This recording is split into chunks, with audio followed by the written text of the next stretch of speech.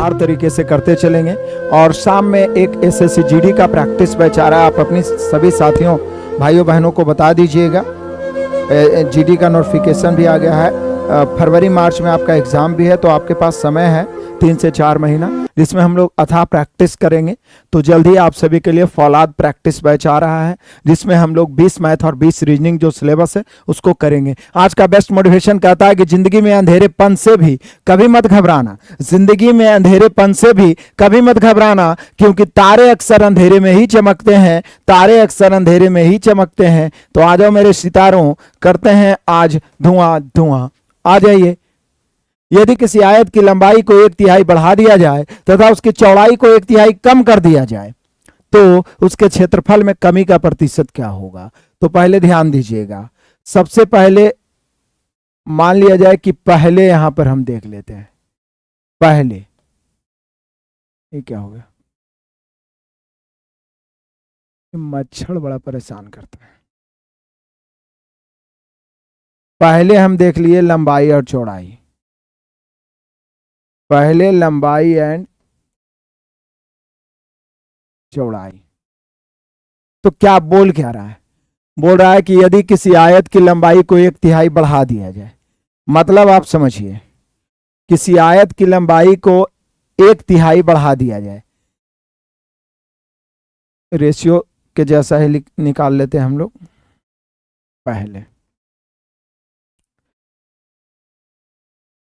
बोल रहा है आयत की जो लंबाई है, ऐसे बनाते हैं ताकि बढ़िया समझ में आए, पहले बाद में। अब लंबाई की बात आई है और चौड़ाई की बात आई है। आप LB भी मान सकते हैं, लेकिन एकदम आराम से बाई रेशियो समझ लीजिए। कह रहा है मेरे प्यारों, बढ़ते चलिए तूफानी अंदाज में। कह रहा है यदि किसी आयत की लंबाई को 1/3 बढ़ा दिया जाए, आयत की लंबाई को 1/3 बढ़ा दिया जाए तथा उसकी चौड़ाई को 1/3 कम कर दिया जाए, आयत की लंबाई को 1/3 बढ़ा दिया जाए तथा उसकी चौड़ाई को 1/3 कम कर दिया जाए, तो उसके क्षेत्रफल में कमी का प्रतिशत क्या होगा? उसके क्षेत्रफल में कमी का प्रतिशत क्या होगा? उसके क्षेत्रफल में कमी का प्रतिशत क्या होगा? तो जरा ध्यान दीजिएगा। कहता है कि लंबाई को बढ़ा दिया जाए। कितना बढ़ा दिया जाए मेरे प्यारों? तो लंबाई को बढ़ा दिया जाए 1/3। लंबाई को बढ़ा दिया जाए 1/3। लंबाई को बढ़ा दिया जाए 1/3। मतलब पहले लंबाई 3 था, जैसे किसका 1/3, 1/3 मतलब 1/3, तो लंबाई का, तो लंबाई में का लगा तो नीचे वाला, मतलब पहले 3 था, अब बढ़ जाएगा 1, तो नया लंबाई हो जाएगा 4। सिर्फ लंबाई की बात कर रहे हैं। क्या बोल रहा है? लंबाई को 1/3 बढ़ा दिया जाए, मतलब पहले लंबाई था कितना? पहले लंबाई था 3, बढ़ा दिया जाए 1, बढ़ा दिया जाए 1। मैंने आपको रेशियो में ऐसा ढेर सारा बताया, बढ़ा दिया जाए 1 तो हो जाएगा बाद में 4। उसके बाद कह रहा है मेरे प्यारों कि चौड़ाई को 1/3 कम कर दिया जाए। चौड़ाई को 1/3 क्या कर दिया जाए? कम कर दिया जाए। मतलब पहले चौड़ाई 3 और कम कर दिया जाए 1, तो नया चौड़ाई 2। समझ पा रहे हैं आप? लंबाई को 1/3 बढ़ाया जाए तो किसका 1/3? मूल लंबाई का। तो मूल लंबाई में क्या लगा? तो मूल लंबाई 3 बढ़ा 1 तो नया लंबाई 4। मूल चौड़ाई 3 घटा 1 तो नई लंबाई 2। अब हम सब जानते हैं कि क्षेत्रफल क्या होता है। क्षेत्रफल होता है मेरे प्यारों लंबाई गुने चौड़ाई। तो 3 तिया 9 हो जाएगा, 4 दूनी 8। बोल रहा है कितना कमी हुआ? तो कमी हो जाएगा हम सभी का 1/9 गुना 100।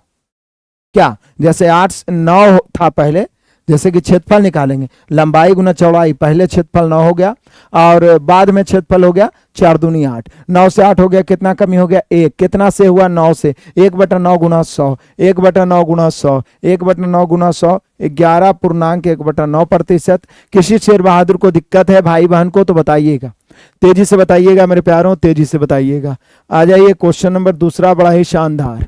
कह रहा है कि मेरे धन का 2/3 भाग 3% पर, 1/6 भाग 6% पर तथा शेष 12% साधारण ब्याज की दर पर उधार दिया जाता है। यदि वार्षिक आय 25 है तो मेरा धन क्या होगा? वार्षिक आय 25 है तो मेरा धन क्या होगा? तो जरा ध्यान दीजिएगा बहुत ही मजेदार तरीके से। पहला भाग है 2/3, रेशियो में ऐसा ढेर सारा क्वेश्चन प्रकट करना सीखें। दूसरा भाग है 1/6 और तीसरा भाग है शेष। तो पहले हम क्या करेंगे? टोटल धन मानेंगे। आप सभी को पता है टोटल धन मानेंगे। टोटल धन इतना मान लीजिए कि हर से कट जाए, यानी हरों का LCM। तो 6 और 3 का एलसीएम 6 हो गया, टोटल धन 6, जिसमें 2/3, तो 6 का 2/3, 3 दूनी 6, 2 दूनी 4 हो जाएगा। 6 का 1/6 कितना हो जाएगा? 1 हो जाएगा, तो शेष 1 बचेगा। तो शुरू वाला टोटल धन का 2/3 जो आप लाए हैं 4, उस पर है ब्याज की दर 3%, दूसर का भाग पर है 6% और शेष पर है 12%। यहां पे टोटल जो ब्याज प्राप्त हुआ है, जो वार्षिक आय है, वो है 25 रुपया। तो अब निश्चित राशि की तुलना निश्चित राशि से करेंगे। 4 तिया 12% यहाँ पे है, 6% यहाँ पे है, फिर 12 का है 12%, कुल मिला के 12, 6, 18 और 12, या 12, 12, 24 और 6, 30। लेकिन परसेंट है, ज्ञात करना है उसका कुल धन क्या है, कुल पूंजी क्या है, तो 6 से गुना। ऐसा क्वेश्चन बार बार देख रहे हैं कि मैक्सिमम सेट में रिपीट हो रहा है। काटेंगे मेरे प्यारों फटाफट, एक देखिएगा, 1 शून्य से 1 शून्य काट दीजिए, 3 से 3 दूनी 6, 25 दूनी 50 और फिर 50 गुने 10 करेंगे तो 500 रुपया, यानी वो धनराशि कितनी हो जाएगी? 500 रुपये। Option number A. सेट 25 तक डाल दिया गया है, आप सभी को पता है, ठीक है ना। तो ताबड़तोड़ हम लोग फिर उसमें और सेट बढ़ाते जाएंगे, 25 तक पहले पहुंचते हैं तेजी से, तेजी से बढ़े आगे।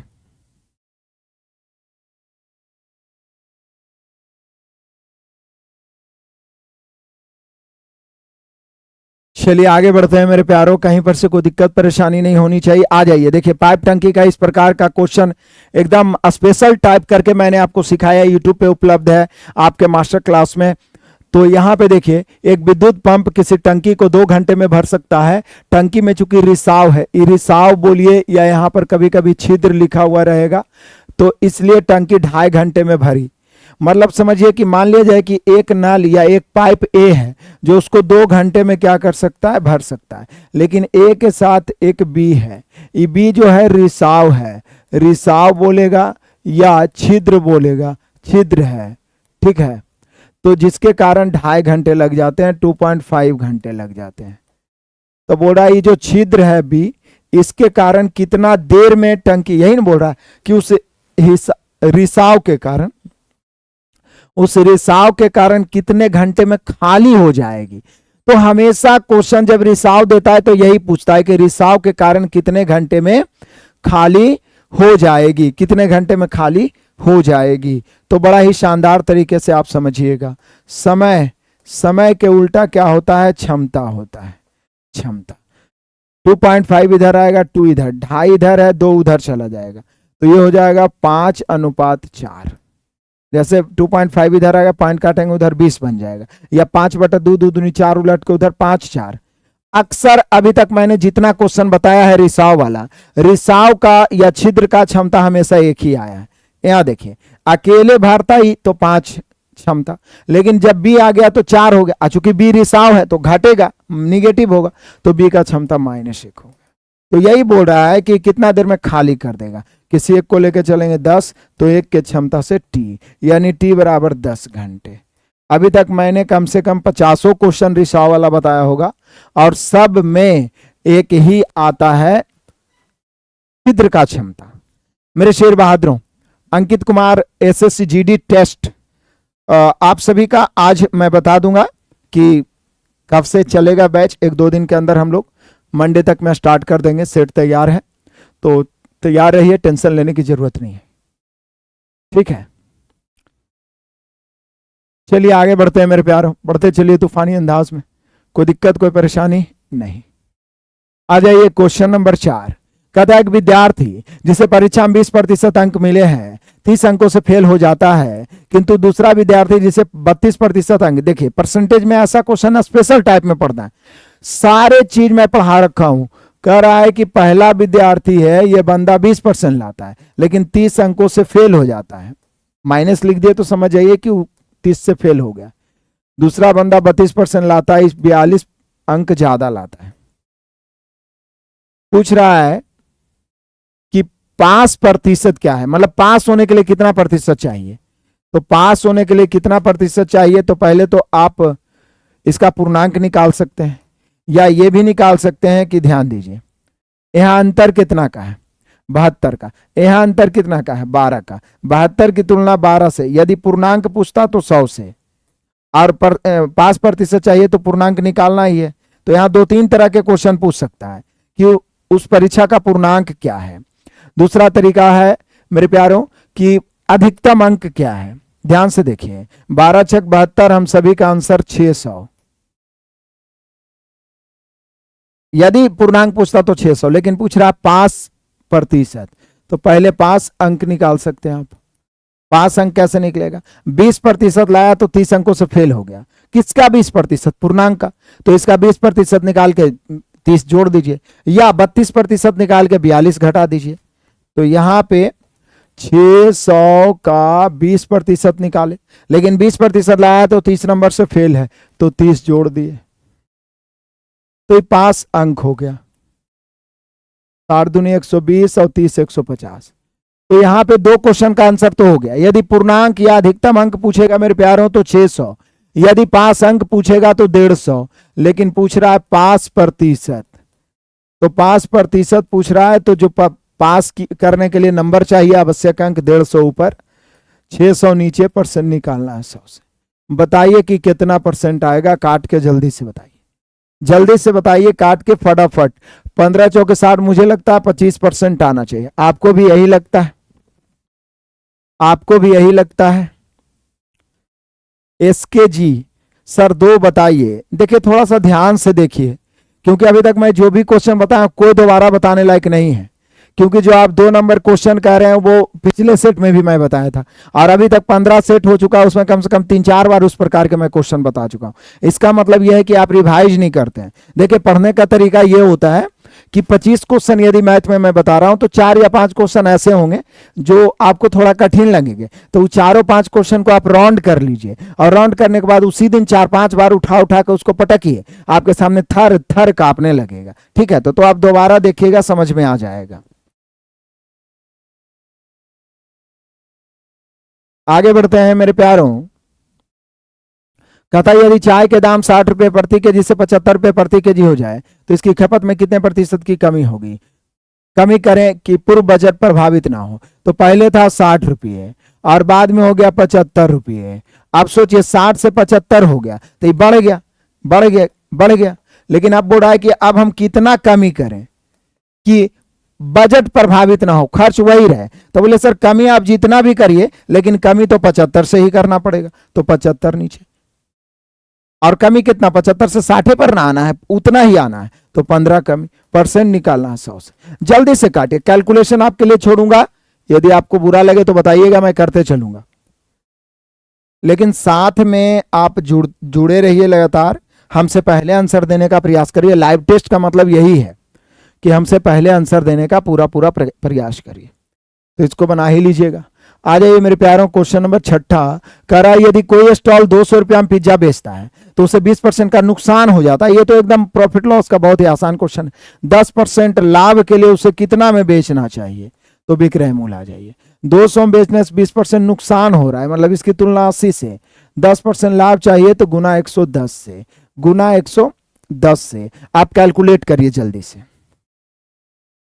ठीक है ना? तो आपको पता होना चाहिए, रेगुलर आप देख पा रहे हैं कि मैं तरह तरह से ज़्यादा प्रैक्टिस करवाने का प्रयास कर रहा हूँ। यूट्यूब पे भी मैंने चैप्टर वाइज बिहार एसएससी का प्रीवियस पूरा करवा ही दिया है लगभग। मैथ कुछ कुछ बच रहा है जो मैं करवाऊंगा। इसके अलावा बीच में मैंने सोचा छुट्टी में 500 कम से कम मैं मैथ करवा दूं, तो थोड़ा तबीयत ठीक नहीं, मतलब साथ नहीं दिया, जिसके कारण मैं पूरा तो नहीं, लेकिन अभी तक मैं 250-300 तक करवा दिया हूं, और बाकी 500 हम पूरा भी करेंगे। तो जब भी मौका मिले ज्यादा, जितना ज्यादा से ज्यादा प्रैक्टिस करते रहिए, जितना ज्यादा से ज्यादा।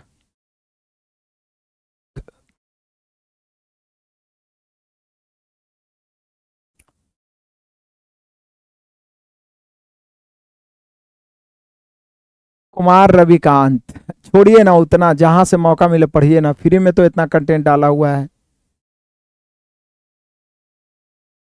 प्रणाम सर, पूर्णिया पूर्णिया से हैं अनिरुद्ध सिंह जी, स्वागत है आप सभी का। आ जाओ मेरे प्यारे। कह रहा है एक घनाभ की लंबाई चौड़ाई ऊंचाई क्रमशः 10 सेंटीमीटर, 6 सेंटीमीटर, 4 सेंटीमीटर, कुल सतह का क्षेत्रफल क्या है? तो बोलिए कि सर लंबाई है 10, चौड़ाई है 6 और ऊंचाई है 4। हम सभी जानते हैं घनाभ का कुल सतह क्षेत्रफल, घनाभ का कुल क्षेत्रफल होता है 2 into L B plus B H plus L H. क्या बन जाएगा आपसे? 2 इंटू एल बी 10 छक 60 प्लस बी एच 6 चौक 24 प्लस एल एच 10 चौक 40। मुझे नहीं लगता है कि आपको इंजीनियरिंग करना पड़ेगा, जल्दी से बनाइए। कैलकुलेशन में छोड़ रहा हूं, किसी को दिक्कत परेशानी हो तो बोलिए। शनि कुमार पहला क्लास है, स्वागत है आप सभी का। बहुत सारे बच्चे पहली बार जुड़ रहे हैं, ठीक है ना। मैं कमेंट को पब्लिक कर दूंगा अगला क्लास से। मैं पब्लिक कमेंट को इसलिए नहीं करता हूं कि ज्यादा समय लग जाता है, सब एक दूसरे का कमेंट पढ़ते रहते हैं, ठीक है ना। चलिए आगे बढ़ते हैं और कैलकुलेशन करिए। कैलकुलेशन में किसी को आपत्ति है? अब आ जाइए रेस। अभी आप देखे होंगे कि मेरा रेस का मास्टर क्लास यूट्यूब पे तो उपलब्ध ही है, प्लस मैथ महा रिवीजन बैच जो कि मैं 99 में उपलब्ध करवाता हूं चैप्टर वाइज। ये वाला मेरा जो बुक है इसमें मैंने रेस बहुत बेहतरीन ढंग से पढ़ाया है, 20 महत्वपूर्ण प्रश्नों का सॉल्यूशन दिया। रेस टाइम डिस्टेंस का ही एक पार्ट्स है मेरे प्यारों, रेस टाइम डिस्टेंस का ही एक पार्ट्स है जिसमें मैंने आपको बेहतरीन ढंग से पढ़ाया था। कह रहा 100 मीटर की दौड़ में ए बी को 10 मीटर से तथा सी को 13 मीटर से हराता है। 180 मीटर की दौड़ में बी सी को कितने मीटर से हराएगा? तो मैंने बताया था कि रेस एक प्रतियोगिता है जिसमें जो जीत रहा है वो पूरा दौड़ेगा। जैसे 100 मीटर का दौड़ है तो 100 तक पहुंचेगा वो, क्योंकि जब तक पूरा नहीं दौड़ेगा पता ही नहीं चलेगा जीतेगा कि नहीं जीतेगा। 1000 मीटर का दौड़ है तो वो 1000 दौड़ेगा। तो यहां पे सबसे पहले कह रहा है कि ए है बी है, 100 मीटर का दौड़ है, इसमें ए बी को और सी भी है, ए ही दोनों को हरा रहा है, बी को 10 मीटर से, यानी ए हरा रहा है तो ए 100 दौड़ेगा, इसको 10 मीटर से हरा रहा है तो ये 90 दौड़ेगा उतना देर में, और ए बी को भी हरा रहा है, सी को भी हरा रहा है 13 मीटर से, तो ये 87 दौड़ेगा। 13 मीटर से हराना मतलब मैं 100 दौड़ जाऊंगा उतना देर में आप 13 कम दौड़िएगा। तो जब समान मतलब किस अलग अलग दूरी समान समय में तय किया जाए तो यही चाल का रेशियो हो जाता है और यही आपका दूरी का भी रेशियो हो जाता है। तो अब देखिए फिर से आ जाइए, ए 100 दौड़ेगा उतना देर में, बी 90 दौड़ेगा जबकि सी 87 दौड़ेगा। ई कब था? जब 100 मीटर का दौड़ था। अब यहां से कह रहा है कि 180 मीटर का जब दौड़ हो तो बी सी को कितने मीटर से हराएगा?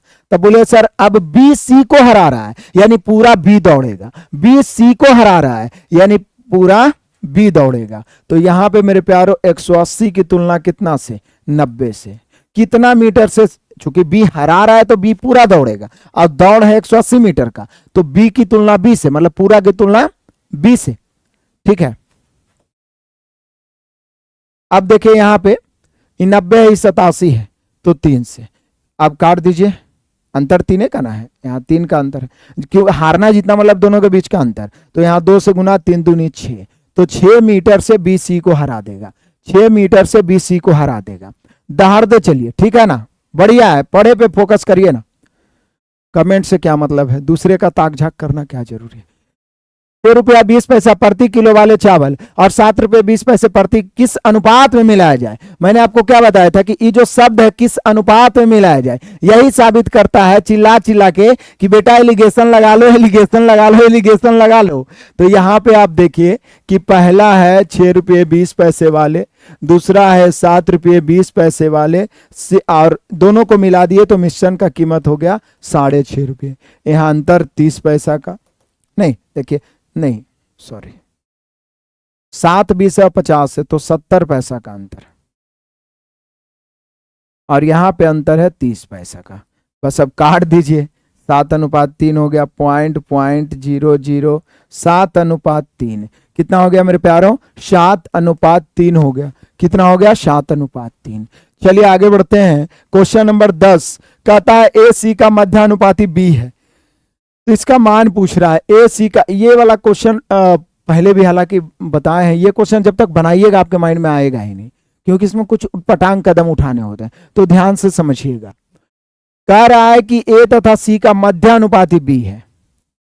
मध्यानुपाती का मतलब क्या होता है? रूट अंडर ए बी, लेकिन यहाँ ए सी है तो इसका मतलब ये कह रहा है कि रूट अंडर ए सी बराबर बी।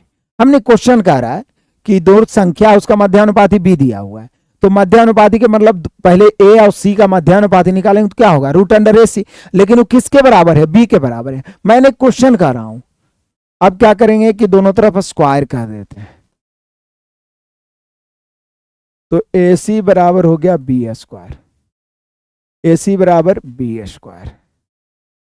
यहां पे देखिएगा थोड़ा मजेदार चीज है, हमें निकालना है ए माइनस बी के होल क्यू और बटा बी माइनस सी के होल क्यू। होल क्यू के रूप में है और रेशियो भी अनुपात के रूप में दिया है, तो पूरा उम्मीद है कि जब होल क्यू के रूप में है तो आंसर भी होल क्यू के रूप में आएगा, किसी न किसी क्यूब के रूप में आएगा। ई स्क्वायर है, ई स्क्वायर है, ये वाला आंसर तो होना मुश्किल है, ये दोनों में से कोई हो सकता है।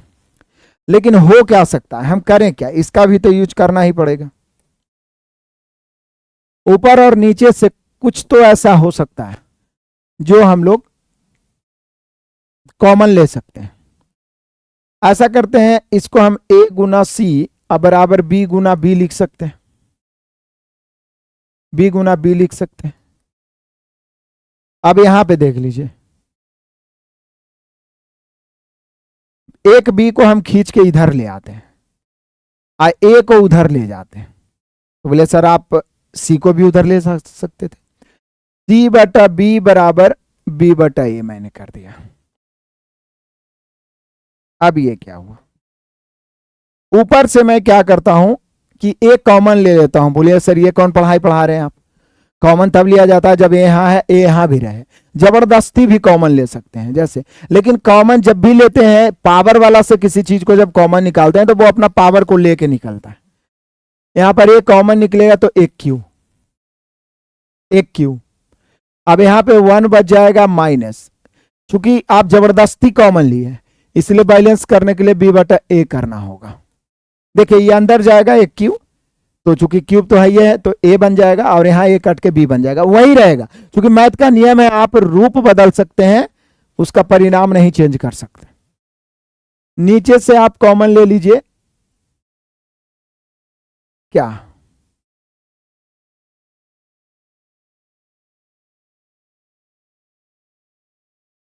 b बटा a, c बटा b, b कॉमन ले लीजिए, तो यहां बच जाएगा हम सभी का 1 माइनस सी बटा बी। बोले कैसे, क्योंकि b कॉमन लिए तो यहां तो b है लेकिन यहां b नहीं है, तो बैलेंस करने के लिए बटा में b देना जरूरी। अब जरा ध्यान दीजिए, देखिए तो c बटा b और b बटा a आपस में क्या है, बराबर। यहां देखिए b बटा a और c बटा b आपस में क्या है, बराबर है। हमने क्वेश्चन ही इधर हम लोगों ने लेफ्ट राइट करके देखा, तो c बटा b और b बटा a आपस में क्या है, बराबर है। क्योंकि उधर से b लाएंगे तो इधर भागा में जाएगा, उधर a ले जाएंगे तो भागा में जाएगा। तो आप देख रहे हैं कि c बटा b और b बटा a आपस में क्या है, बराबर है। c बटा b और b बटा a आपस में क्या है मेरे शेर बहादुरों, बराबर।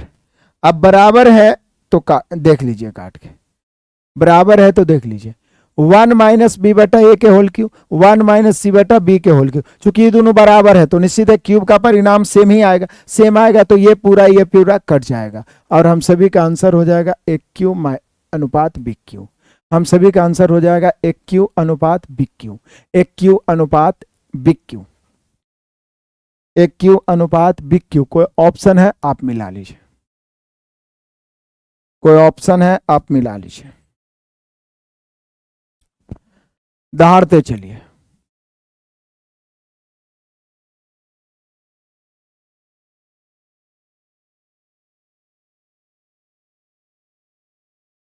कोई दिक्कत परेशानी, फिर से आप समझ लीजिए, बढ़िया समझ लीजिए, इसको 2-3 बार बनाइएगा तभी बनेगा, यदि एक को बार नहीं बना हुआ तो बनाना मुश्किल है, ठीक है ना। कोई कोई ऐसे क्वेश्चन आ जाते, बोल रहा ए और सी का मध्यानुपाती बी है तो रूट अंडर ए सी बराबर बी, स्क्वायर कर दे दोनों तरफ। हमने बी को इधर लाया, ए को उधर भेजा, सी बटा बी बटा ए, क्योंकि क्यूब के रूप में ही आंसर था, मैंने कुछ कॉमन निकालना शुरू किया। कॉमन ए जबरदस्ती निकाल रहे हैं तो यहाँ पर तो एक बचेगा, लेकिन बैलेंस करने के लिए बी बटा ए करना होगा। यहाँ पर तो बी निकाले कॉमन, तो यहाँ पर 1 बचेगा, लेकिन बैलेंस करने के लिए चूंकि b बटा a सी बटा b आपस में बराबर है, तो इधर तो दोनों में 1 है ही है, तो इसका परिणाम सेम होगा तो कट जाएगा, कट के बचेगा AQ अनुपात BQ। क्लियर है मेरे प्यारों? बढ़ते हैं तूफानी अंदाज में, चलिए आगे बढ़ते हैं।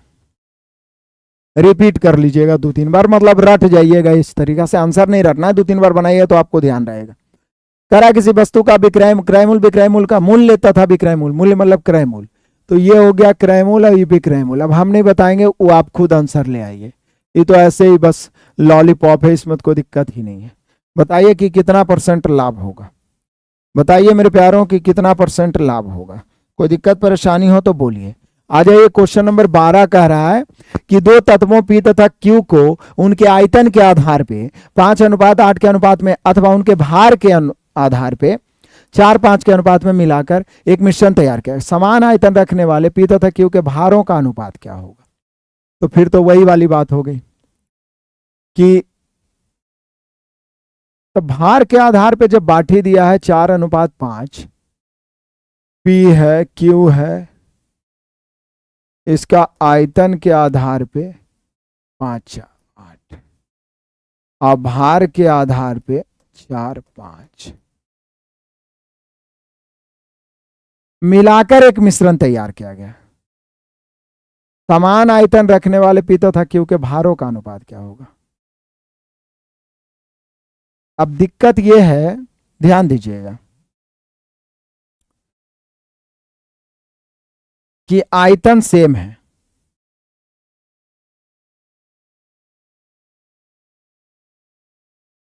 आयतन सेम करना है।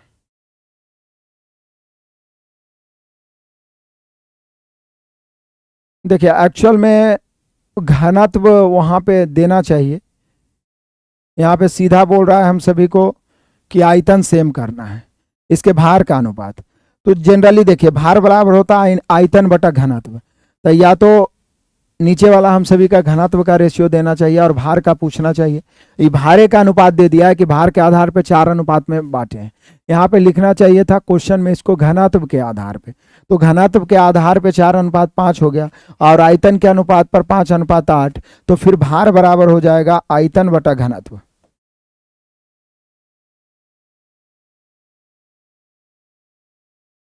तो जब ये घनत्व होना चाहिए थोड़ा यहाँ पे, क्योंकि भार का अनुपात दे देगा 4:5 के अनुपात में भार के अनुपात बांटवे किए हैं, तो फिर तो वही वाली बात। ठीक है, तो भार का अनुपात सीधे हो जाएगा आयतन बटा घनत्व। ये हो गया 5:25 और अनुपात 8:32। तो थोड़ा सा क्वेश्चन में कंफ्यूजन कर दिया,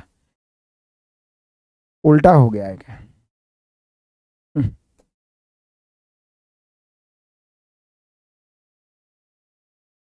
समान आयतन रखने वाले है,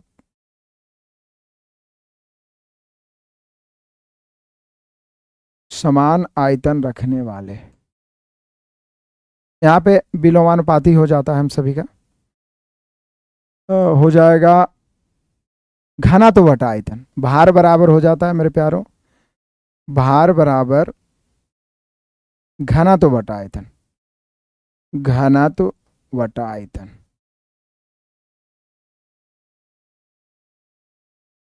तो ध्यान दीजिए, जब भार बराबर हो जाएगा घनत्व बटा आयतन, फिजिक्स में ये चीज बेहतर ढंग से, तो 4/5 अनुपात 5/8।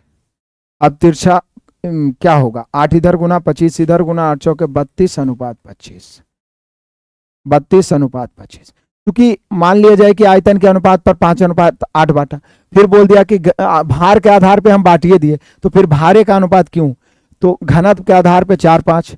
अब क्या करेंगे, घनत्व बटा आयतन, घनत्व बटा आयतन, तब जाके भार का अनुपात निकलेगा, घनत्व बटा आयतन तब जाके भार का अनुपात निकलेगा, घनत्व बटा आयतन तब जाके भार का अनुपात निकलेगा।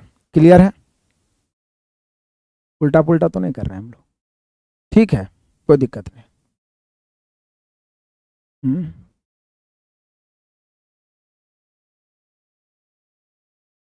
चलिए आगे बढ़ते हैं, इस क्वेश्चन को बढ़िया से देख के कंफ्यूजन दूर कर देंगे अगला में, नहीं तो कभी कभी हो जाता है। एक नगर के 1 महीने के 4 दिन का औसत तापमान, ध्यान दीजिएगा, एक नगर के एक महीने के 4 दिन का औसत तापमान 58 डिग्री था, दूसरे तीसरे दिन का औसत तापमान 44 डिग्री तथा पहले और चौथे का अनुपात दिया हुआ है। तो बोल रहा है पहले तथा चौथे दिन का ताप बताइए। तो ये तो बिल्कुल रेशियो और एवरेज का इस्तेमाल करने के बराबर हो गया कि एक नगर के एक महीने के 4 दिनों का औसत तापमान कितना है, 58। ध्यान से पहले समझिएगा एकदम बढ़िया से, 4 दिनों का औसत तापमान क्या है मेरे प्यारों, 58। 4 दिनों का औसत तापमान क्या है, 58। तो 4 दिन का औसत 58 है, तो बताइए योगफल क्या होगा, चारों दिनों का योगफल क्या होगा। योगफल हो जाएगा 8 चौका 32 का 2 बचा 3, 5 चौका 20 3 23, 232 हो गया। अब आप समझिए पहले बढ़िया से, ये चारों दिनों का योगफल हो गया, 4 दिन का औसत 58 है, योगफल हो गया औसत गुने संख्या। अब बोला इसमें दूसरे तथा दूसरा और प्लस तीसरा दिन का औसत है 44, तो योगफल हो जाएगा 44 दुनिया 88, 88 हो गया। अब आप देखिए कि चारों दिनों का योग में आप 2 दिन का घटा दीजिएगा तो शेष बच जाएगा पहला प्लस चौथा दिन।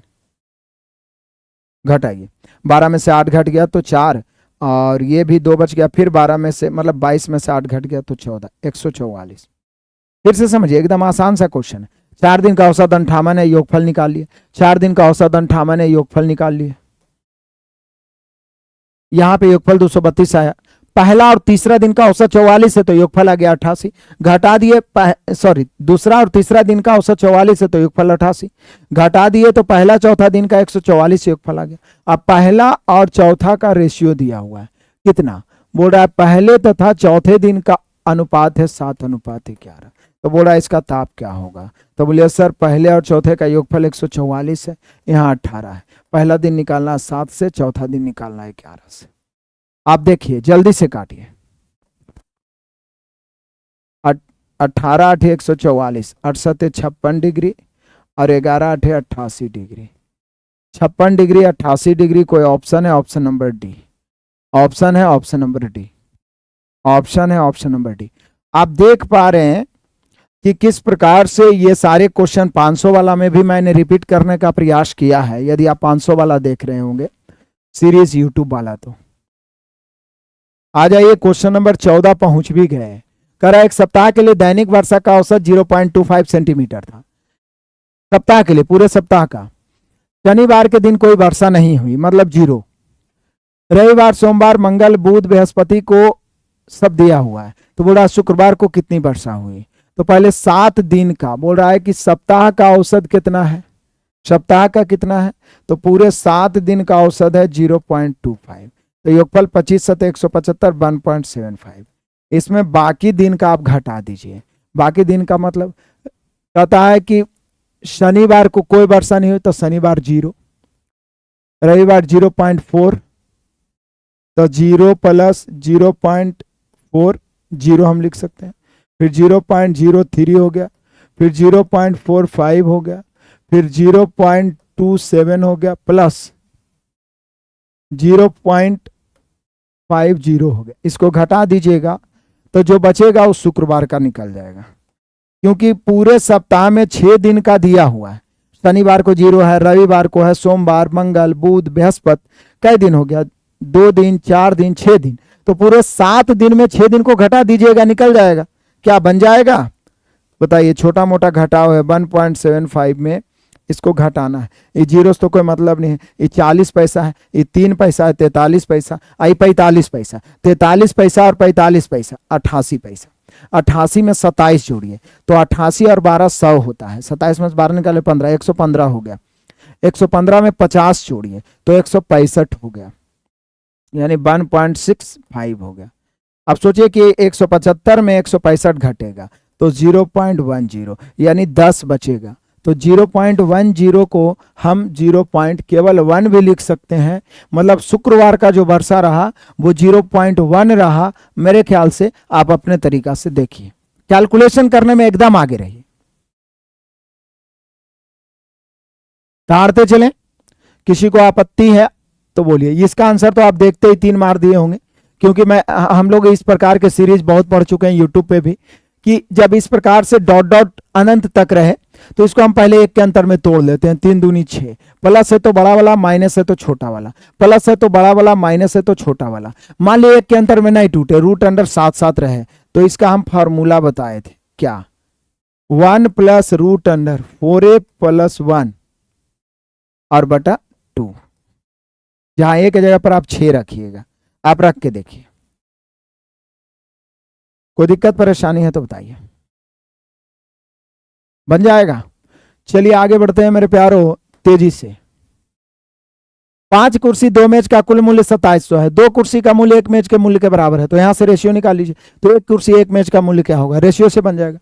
यहां से कह रहा है कि 2 कुर्सी का मूल्य 1 मेज के बराबर है, 2 चेयर बराबर 1 मेज, 2 चेयर बराबर 1 मेज, तो चेयर अनुपात मेज हो जाएगा 1:2, चेयर अनुपात मेज हो जाएगा 1:2, चेयर अनुपात मेज हो जाएगा 1:2, चेयर अनुपात मेज हो जाएगा 1:2, चेयर अनुपात मेज हो जाएगा 1:2।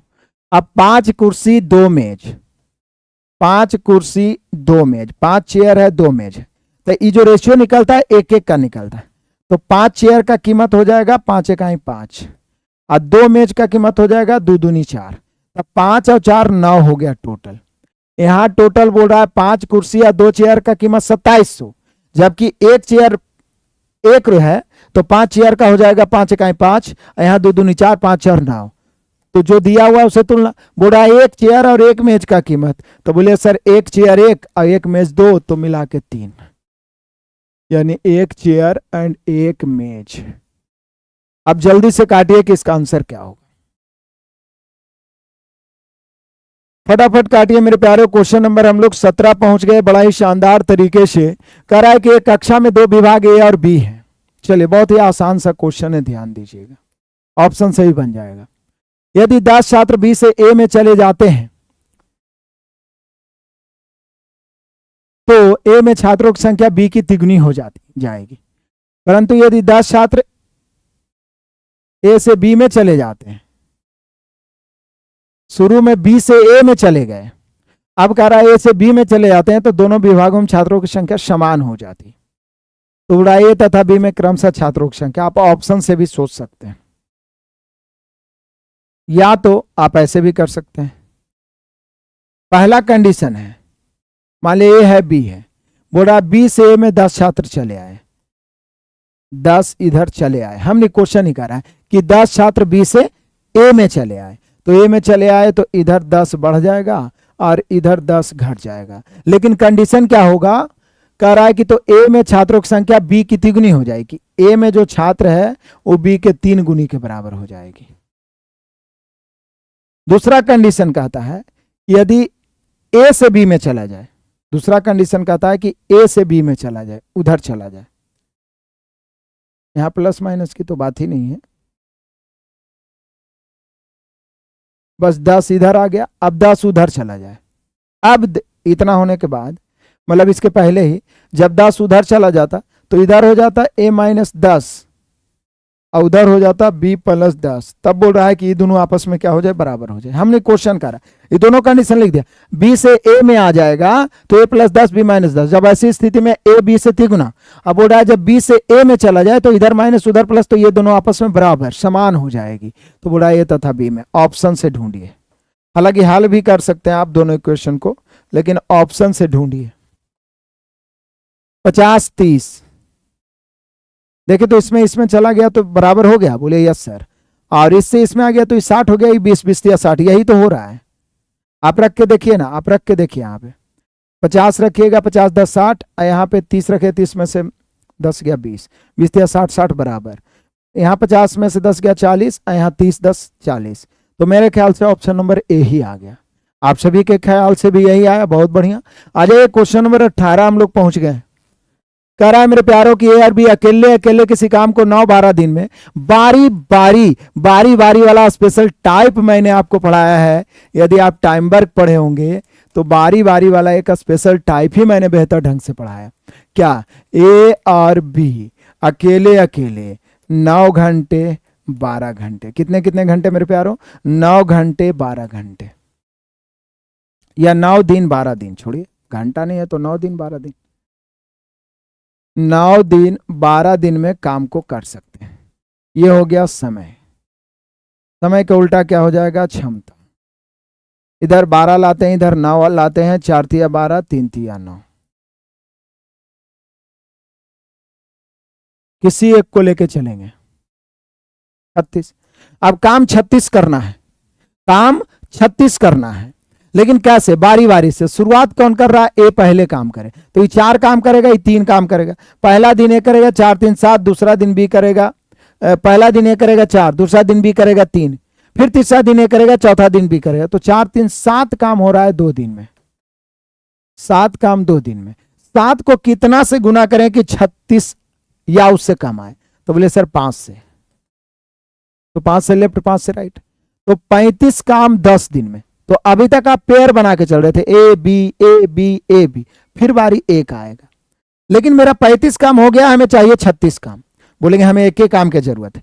ये बोला मेरा क्षमता 4 है, तो एक काम करेगा, तो 4 में 1 तो समय लगा 1/4, यानी 7 × 35 से 36 काम करने में इसको समय लग गया 10.1/4।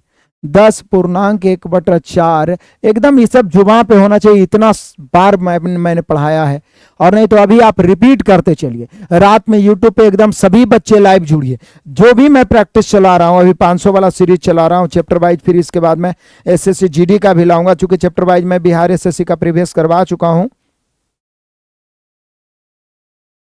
समझ रहे हैं?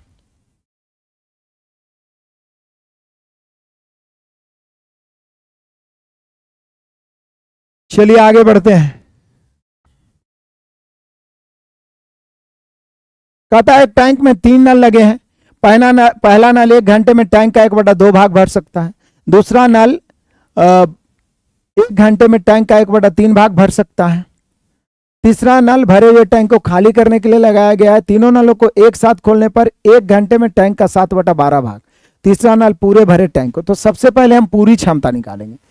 टैमवर्क में भी ऐसा क्वेश्चन आता है, पाइप टैंकी में भी। हम हमेशा पूरा समय निकालने का प्रयास। पहला टैंक, दूसरा टैंक, तीसरा टैंक। ये तीसरा टैंक खाली करने के लिए लगा हुआ है, लेकिन पहला, दूसरा और तीसरा तीनों को भी एक साथ खोला गया है। अब चलिए आराम से, एकदम ये नहीं सोचे कि इतना बड़ा क्वेश्चन है, आराम से पढ़िए। एक टैंक में 3 नल लगे हुए हैं। पहला नल 1 घंटे में 1/2, मतलब 1/2 भरने में 1 घंटे ले रहा है समय, तो पूरा भरने में 2 घंटे लेगा। इसमें कोई दिक्कत नहीं। पूरा 1 भरने में 2 घंटा, चूंकि 1/2 घंटे भरने में 1 घंटा, तो पूरा भरने में 2 घंटे। 1 घंटा में 1/3 भर रहा है, 1/3 भर रहा है 1 घंटा में, तो पूरा भरने में लेता होगा 3 घंटे। ये तो सिंपल, एकदम साधारण बात। लेकिन जब तीनों को चलाया गया तो 7/12 भर देता है 1 घंटे में। तो बोले सर पूरा भरने में होगा 12 का 12/7, क्योंकि यहाँ 1/2 था, तो पूरा 1 भरने में तिरछा गुना होकर 2 घंटे। 1/3 भरने में 1 घंटा, तो पूरा 1 भरने में, क्योंकि कोई भी राशि अपने आप में 1 गुना, 3 घंटे। लेकिन यहाँ 7/12 1 घंटा में, तो 7 भरने में 12, लेकिन 1 भरने में 7/12, तो यहाँ 12/7, 12 का 12/7 घंटे। तो ये समय हो गया कि पहला अकेले 2 घंटे में भर सकता है, तीसरा अकेले 3 घंटे में खाली कर सकता है, सॉरी भर सकता है दूसरा भी, लेकिन तीसरा चूंकि खाली करने वाला है, जिसके कारण तीनों मिलकर 12/7 घंटा भरने में लेता है। अब समय का उल्टा क्षमता, क्योंकि भिन्न में है तो एक बार हम उलट के भी देख लेते हैं। 7/12 कर देते हैं, क्योंकि 12/7 है, क्षमता उसका उल्टा होता है। 1/2 हो गया 1/3। हम सभी जानते हैं मेरे प्यारों के भिन्न के रूप में रेशियो नहीं रहना चाहिए, हरों के एलसीएम से गुणा होना चाहिए। हरों का एलसीएम 12, 2 3 का एलसीएम 12। 12 से यहां गुणा करेंगे तो 7 हो जाएगा। 12 से यहां गुणा करेंगे तो 6 हो जाएगा। 12 से यहां गुणा करेंगे तो 4 हो जाएगा। 7 6 4।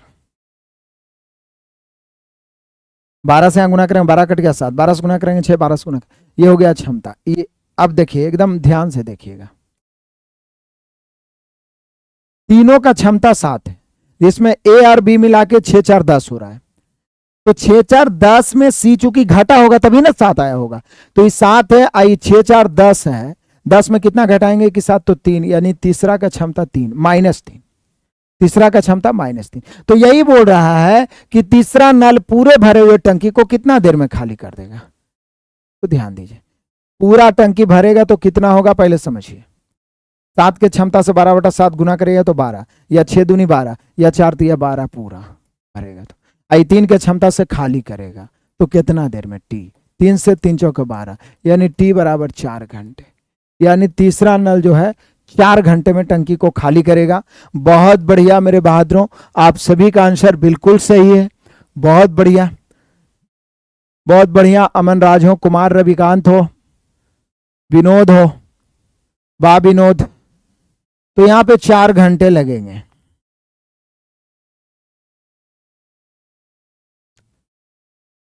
क्लियर हो गया? किसी को दिक्कत परेशानी तो नहीं है? आ जाइए, तो ऐसे ही बना लीजिएगा। 20 में कह रहा है इसके वर्गमूल में अंकों की संख्या, तो वर्गमूल निकालने की जरूरत नहीं है। अंकों की संख्या सीधे होता है n/2, मतलब जितना अंक है वर्ग में उसका आधा वर्गमूल में हो जाएगा। 2 2 4 2 6 2 8, 8/2 4। बोले सर 7 को रहेगा तो वहां पर n+1/2 हो जाएगा, वहां भी 4 होगा, 7 अंक रहेगा तो यहाँ पे 4 हो गए। चलिए आ जाते हैं क्वेश्चन नंबर 21 को तुरंत चुटकियों में लपेट देते हैं। कह रहा है एक्स वह बड़ी से बड़ी संख्या, एकदम VVI क्वेश्चन सुपरस्टार। कहता है एक्स वह बड़ी से बड़ी संख्या है जिसमें 903, 2003 और 1673 को जिससे विभाजित किया जाए तो प्रत्येक स्थिति में शेषफल समान बचता है। तो बोल रहा है शेषफल क्या है, एक्स नहीं पूछ रहा है। कभी कभी तो यही पूछेगा कि वह बड़ी से बड़ी संख्या ज्ञात करें जिससे फलना ढिमका लिमका में भाग देने पर शेषफल बराबर हो, तो वो संख्या ज्ञात करें। तो ऐसी स्थिति में मैंने आपको पहले भी बताया था, LCM SCF वाला वीडियो देखिएगा। कुछ नहीं करना है, जब शेषफल समान हो तो पहली बात तो बड़ी से बड़ी संख्या मतलब SCF होता है। लेकिन किसका SCF? बारी बारी से तीनों का अंतर करेंगे SCF, ये दोनों का अंतर। 3 में से 3 गया 0, 0 में 0 गया 0, 20 में से 9 गया 1100। यहां देखें 3 में से 3 गया 0, 7 में से 0 गया 7, उल्टा 3 में से 3 गया 0, 10 में से 7 जाएगा 3, 19 में से 16 गया 3, 330। 3 में से 3 गया 0, 7 में से 0 गया 7, 16 में से 9 घट गया 7। तो x जो बड़ी से बड़ी संख्या है वो हो जाएगा हम सभी का यही कि 1100, 330 और 770 का SCF, यही हो जाएगा x का मान। अब आपको नहीं लग रहा है कि इसका SCF क्या होना चाहिए? इसका SCF आपको नहीं लग रहा है कि 110 होना चाहिए? तो यदि बोलता कि x का मान क्या होगा तो 110। कभी कभी इसके अंकों का योग पूछता है, लेकिन बोल रहा है नहीं, शेषफल प्रत्येक स्थिति में समान बच रहा है तो वो शेषफल क्या है? तो बोलिए कि सर ये तो पता लगा लिए कि x का मान 110 है। अभी 110 से इसमें चाहे इसमें चाहे इसमें किसी से भाग दीजिए, जो शेषफल बचेगा वही आंसर होगा। हम लोग को निकालना है समान जो शेषफल बच रहा है वो शेषफल क्या होगा। तो 110 से ही तो भाग दे रहे हैं, कोई में दे दीजिए, 903 में भी दे सकते हैं, किसी में दे दीजिए, इसमें तीनों में कोई में दे दीजिए, शेषफल तो समान ही बचेगा। क्वेश्चन ही बोल दिया। तो 9 बार तो ज्यादा हो जाएगा, 8 बार हो जाएगा 880, बच गया 3, यहाँ 10 में से 8 घट गया 2, बस ये 23। तो प्रत्येक स्थिति में यहां शेषफल जो बचेगा वो 23 बचेगा। आप किसी में भाग दीजिए 23 ही आएगा, आप किसी में भाग दीजिए मेरे शेर बहादुरों 23 ही आएगा, आप किसी में भाग दीजिए 23 ही आएगा।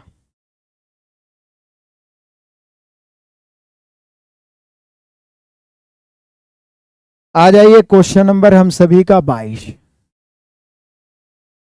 2 अंकीय संख्या में इकाई का अंक दहाई के अंक से 4 अधिक है। 2 अंकीय संख्या में इकाई का अंक दहाई के अंक से 4 अधिक है। 2 अंकीय संख्या में इकाई का अंक दहाई के अंक से 4 अधिक है तथा संख्या और उसके अंकों के योग का गुणनफल 826 है। वह संख्या निम्न में से किन 2 संख्याओं के बीच हो सकती है? बड़ा मजेदार चीज है। पहली बात तो ये बोल रहा है कि 2 अंकीय संख्या में इकाई अंक दहाई अंक से 4 अधिक है, मतलब दोनों में अंतर 4 का है, तथा संख्या और उसके अंकों के योग का गुणनफल 826 है। संख्या और उसके अंकों के योग का गुणनफल 826 है। वह संख्या निम्न में से किन 2 संख्याओं के बीच हो सकता है? इसका 2 तरीका है। आप संख्या मान सकते हैं, जैसे इकाई x मानी है तो दहाई आपको 10 इकाई को x मानिएगा तो दहाई को 10x प्लस x मानना पड़ेगा। तो उस स्थिति में हम सभी का क्या हो जाएगा, इकाई दहाई x y मानिएगा तो उस स्थिति में हम लोग को कंडीशन लेके चलना पड़ेगा। तो आप कंडीशन लेके चलिए तो फंस जाइएगा लंबा चौड़ा कर। क्या बोल रहा है कि दो अंकीय संख्या में इकाई अंक दहाई अंक से 4 अधिक है ना, बोल रहा है कि इकाई अंक दहाई अंक से 4 अधिक है। चलिए मैं ऐसे बना भी देता हूं मान के कि इकाई अंक दहाई से कितना अधिक है, 4 अधिक है। तो इकाई हो गया दहाई हो गया। हम दहाई को यदि x मानेंगे तो इकाई x प्लस 4 होगा। हमने क्वेश्चन कह रहा है कि इकाई अंक दहाई से 4 अधिक है, पहला कंडीशन। अब कह रहा है कि अधिक है संख्या और उसके अंकों के योग का गुणनफल जो है 826 है। तो संख्या आप कैसे बनाइएगा, ये तो अंक हो गया, अंक हो गया, ये इकाई अंक है और ये दहाई अंक है। अच्छा संख्या कैसे बनता है, तब बोले सर इकाई में 1 से गुना, दहाई में 10 से, सैकड़ा में 100 से, हजार में 1000 से गुना करके जोड़ देते हैं। तो संख्या बनाने के लिए इसमें 1 से गुना करना पड़ेगा, x प्लस 4 गुना 1 प्लस इसमें 10 से गुना पड़ेगा, यही हो गया संख्या। तो बोलिए सर ये तो हो जाएगा x प्लस 4, 1 से गुना करिए चाहे नहीं, प्लस 10x, यानी हो जाएगा 11x प्लस 4। ये हो गया संख्या। संख्या कितना हो गया, 11x प्लस 4। अब बाई क्वेश्चन क्या कह रहा है,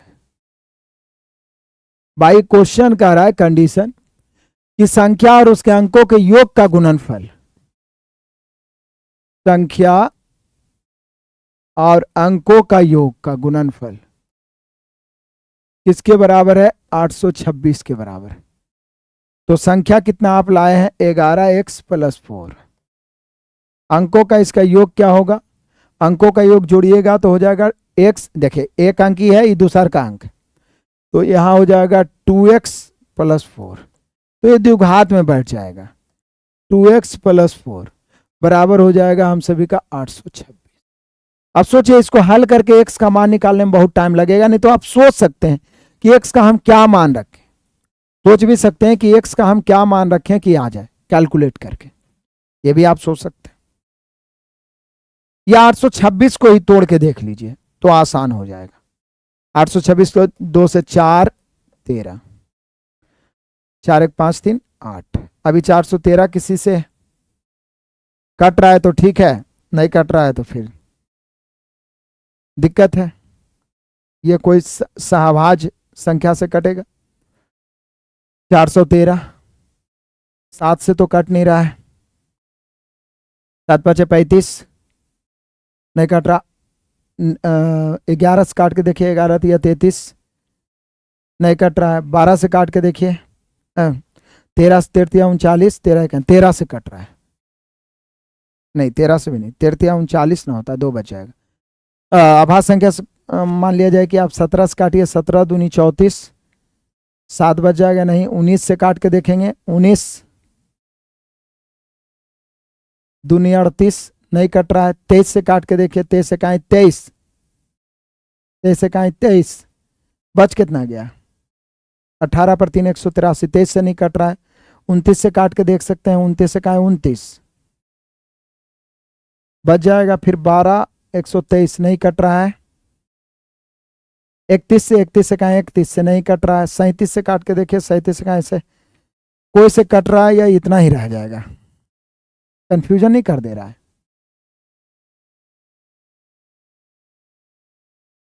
छोड़ दीजिए, सबसे आसान बताता हूं मैं यहां पे, ये लंबा कंफ्यूजन हो गया, बेकार में।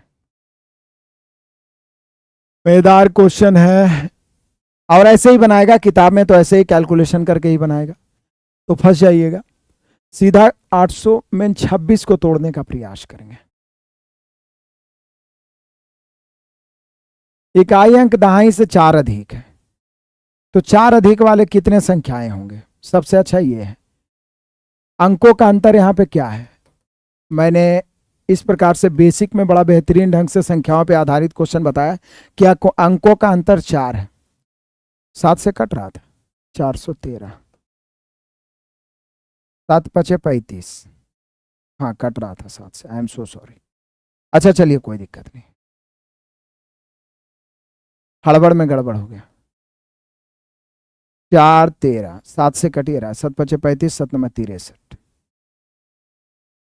तो आ गया, और क्या देखिए, आ गया आंसर, और क्या। यहां पे इसको हम लिख सकते हैं 14 और गुना 59। अब देखिए तो इसको संख्या मान लिया जाए और इसको अंकों का योग मान लिया जाए। चलिए मैं फिर से बता देता हूं बहुत बढ़िया से, तब तो एकदम आसान से बन जाएगा। ध्यान से देखिए, बहुत बढ़िया। सबसे पहले फिर से पढ़िए, क्वेश्चन कहता है 2 अंकीय संख्या में इकाई का अंक दहाई से 4 अधिक है, मतलब दोनों में अंतर 4 का है।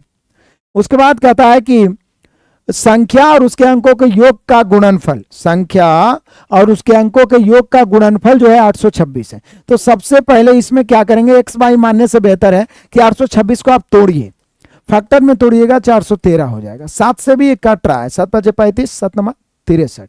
अब 59 नहीं कट रहा है। अब इसको आप लिख सकते हैं 59 और गुना 14।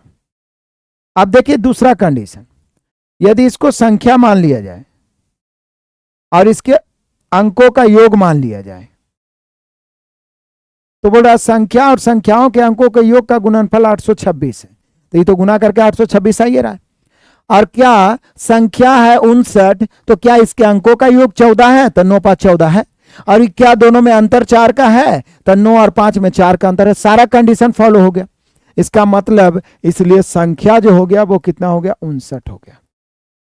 देखिए 59 है, इसके अंकों का अंतर 4 है, पहला कंडीशन पास।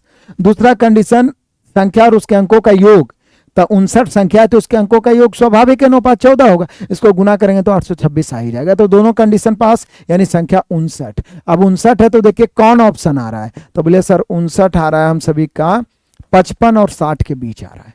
59 आ रहा है 55 और 60 के बीच, 59 आ रहा है 55 और 60 के बीच। अब देख लीजिए बढ़िया से, तो प्रेजेंट ऑफ माइंड प्रैक्टिस में रहिएगा तो तुरंत दिमाग काम कर जाएगा, नहीं तो गलती होने की भी संभावना रह सकती है।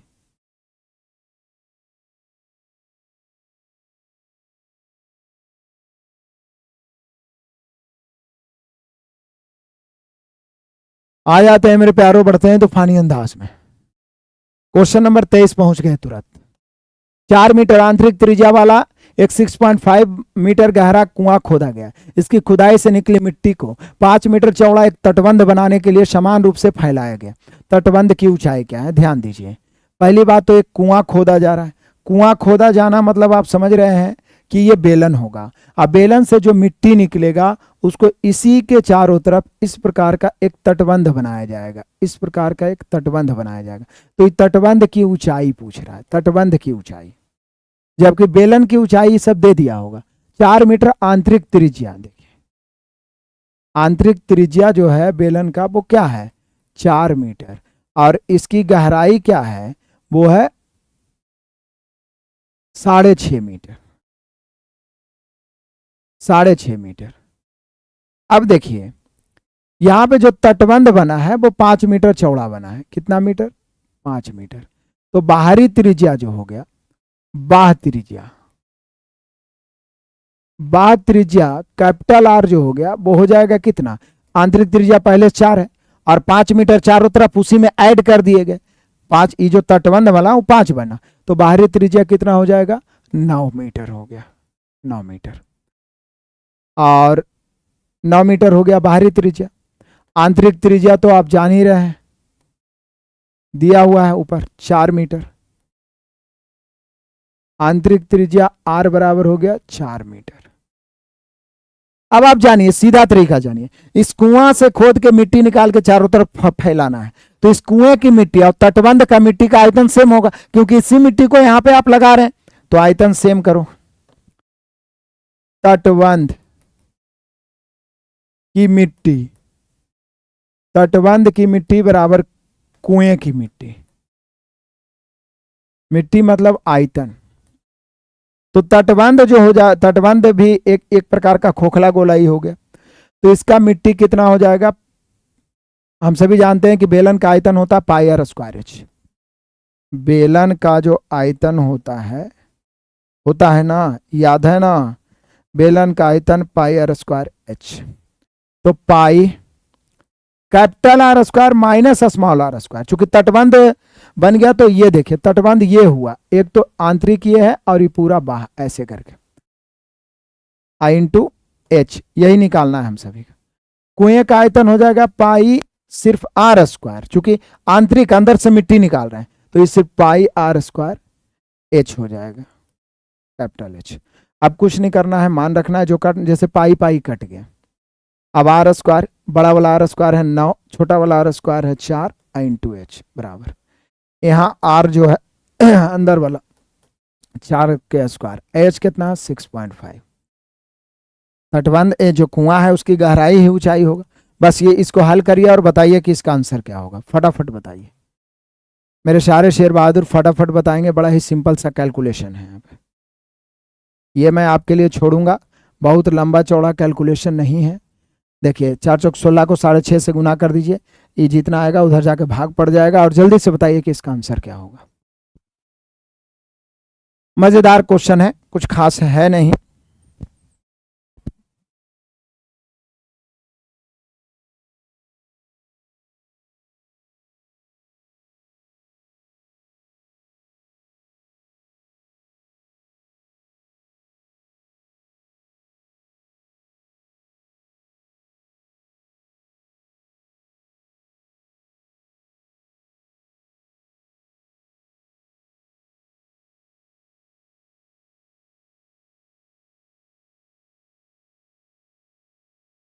कर लेना है, आ जाओ मेरे प्यारो।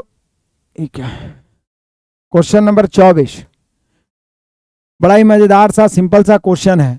इसका वर्गमूल निकालना है। क्या करना है, वर्गमूल। तो पहले इसका मान निकाल लेते हैं, फिर वर्गमूल निकालेंगे। आपको ये नहीं लग रहा है कि किसी का क्यूब है? लग रहा है जैसे 0.75 के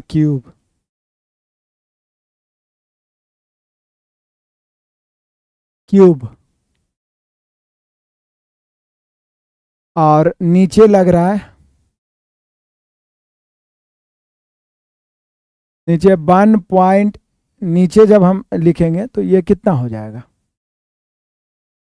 ये हम सभी का हो जाएगा 0.25, क्योंकि एक में से जब हम 1.75 को घटाएंगे तो 0.25 हो जाएगा। अच्छा, अंदर में एक चीज हमें लग रहा है कि इसको हम ऐसे लिख सकते हैं,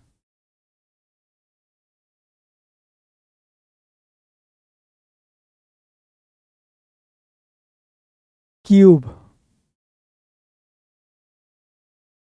1 माइनस 2.5 के क्यूब, इसको हम लोग कर सकते हैं। ध्यान दीजिएगा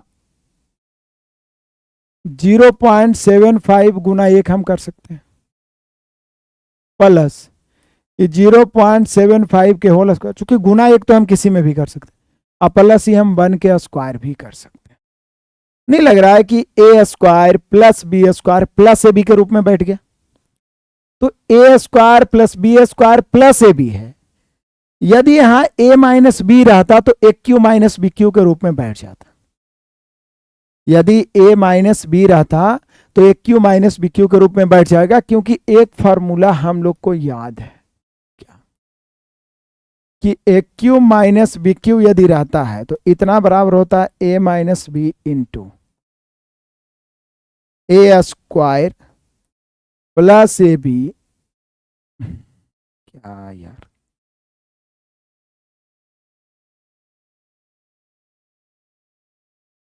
प्लस बी स्क्वायर। होता है कि नहीं होता है? अब जरा ध्यान दीजिएगा, थोड़ा क्वेश्चन थोड़ा सा, ये तो बैठ गया A square plus B square plus A B, यहाँ ए माइनस बी के होल स्क्वायर के रूप में इसको हम लोग कैसे बैठाएं कि ये 1 माइनस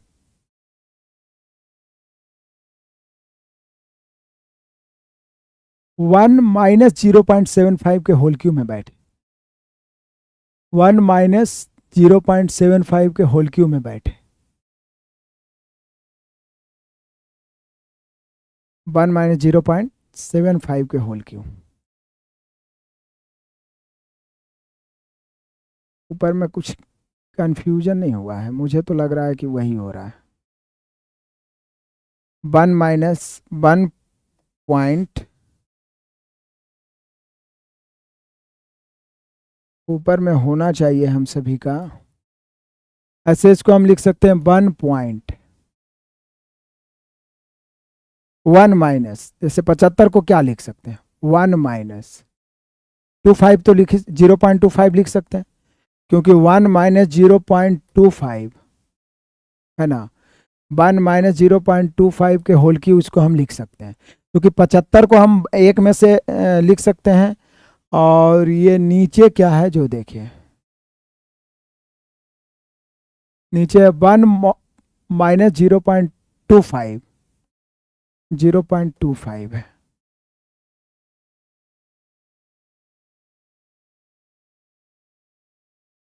वन माइनस 0.25 के होल क्यूब, तो बहुत आसान तरीका से हम बताए थे, मेरा ध्यान से थोड़ा सा हटा हुआ है। हाँ, 2 आंसर आपको याद होगा, मैं इसको समझा नहीं पा रहा हूँ, इसको बहुत आसान से हम बताए थे। 1 माइनस 0.25 के होल क्यूब। अच्छा, इधर है ए स्क्वायर प्लस बी स्क्वायर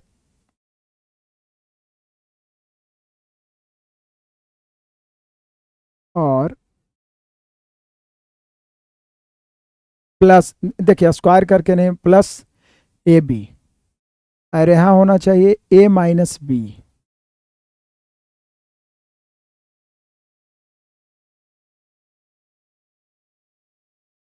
थोड़ा सा मैं कंफ्यूज हो रहा हूँ इसमें। नहीं, आंसर तो 2 होगा, इसको मैंने बताया था बहुत ही आसान तरीके से, ध्यान नहीं आ रहा। ऐसे तो हल करिए तो बहुत लंबा में जाके आंसर आ ही जाएगा, लेकिन उसका कोई मतलब तो होगा नहीं। इसको बहुत आसान तरीके से मैंने बताया था। चूंकि 75 ऊपर है, 1 माइनस 0.25 है, 1 माइनस 0.25 के होल क्यू को हम ए माइनस बी के रूप में कैसे लिख दें, ये कंफ्यूजन थोड़ा सा आ रहा है। छोड़िए, मैं अगला सेट में इसको मेंशन करके क्लियर बता दूंगा, नेक्स्ट सेट में भी इसको हम डाल देंगे, और इसको बहुत आसान तरीके से मैं बताऊंगा, इजी मतलब हॉट ट्रिक में नेक्स्ट सेट में इसको डाल देंगे, और उसको हॉट ट्रिक में बता दूंगा। अब हट गया है थोड़ा सा माइंड से, आंसर ऐसे 2 होगा। आ जाइए, बड़ा ही आसान सा है ये क्वेश्चन। कह रहा नीचे दिए गए दंड चित्र में 2001, सिर्फ आंसर बता देने से जैसे तैसे मन में संतुष्टि नहीं मिलता है, जब तक आपको बढ़िया से समझाया ना जाए, एकदम चुटकियों में बनाने के लिए। तो नीचे दिए गए दंड चित्र में बस 2011 से 16 तक सोयाबीन के आयात को दर्शाया गया। दिए गए वर्षों के लिए सोयाबीन का औसत आयात क्या होगा? सोयाबीन का, तो बोलिए सर दिए गए वर्षों के दौरान सोयाबीन थोड़ा सा ही कम दिख रहा है फिगर में, अगला बार से बढ़िया बनवा दूंगा, तो जरा ध्यान दीजिएगा। दिए गए वर्षों में सोयाबीन का औसत आयात 2011 से 16 तक का दर्शाया गया है। तो औसत बराबर जनरली क्या होता है, मैं यहाँ पे लिख देता हूं, नहीं भी दिख रहा है तो औसत बराबर जनरली होता है योगफल बटा संख्या। तो देखिए यहाँ 120 लिखा हुआ है, यहाँ 340 लिखा हुआ है, मैं लिख देता हूं, आप खुद बना लीजिएगा। यहाँ 708 लिखा हुआ है, यहाँ 225 लिखा हुआ है, यहाँ 390 लिखा हुआ है, और यहाँ 720 लिखा हुआ है। अब आपको औसत बनाना है, ठीक है, औसत बनाना है। इसको जोड़ दीजिए, इसको जोड़ दीजिए, इसको जोड़ दीजिए, इसको जोड़ दीजिए, और मुझे लगता है 3 3 6 से भाग दे दीजिए।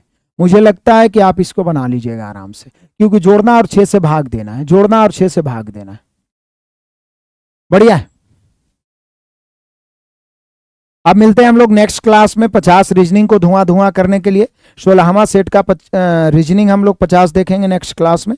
आप लोग को सेट डाल दिया गया है, रीजनिंग का भी 22-23 तक सेट डाल दिया गया है। आप सेट प्लीज देख के आइएगा। और मेरे शेर बहादुर, मैं बेहतरीन ढंग से आप सभी के लिए एसएससी जीडी का आपके भाई बहन है उनको जरूर बता दीजिएगा। क्लास ला रहा हूं शाम को 5:30 बजे से 7, 1.5 घंटे का क्लास रहेगा, 20 मैथ 20 रीजनिंग, और 50 सेट चलाएंगे। ऐसे 40 सेट में पिछले बार भी एमटीएस और इसका दिया था, तो 50 सेट मैं चलाने वाला हूं उसमें। तो वो बैच आज आ जाएगा, तो आप सभी बच्चे ज़्यादा से ज़्यादा जुड़ने का प्रयास करिएगा। एक मिनिमम छोटा मोटा प्राइस पे रहेगा, ठीक है ना। तो पता चल जाएगा आप सभी को। मिलते हैं नेक्स्ट क्लास में, तब तक के लिए धन्यवाद। Best of luck, God bless you.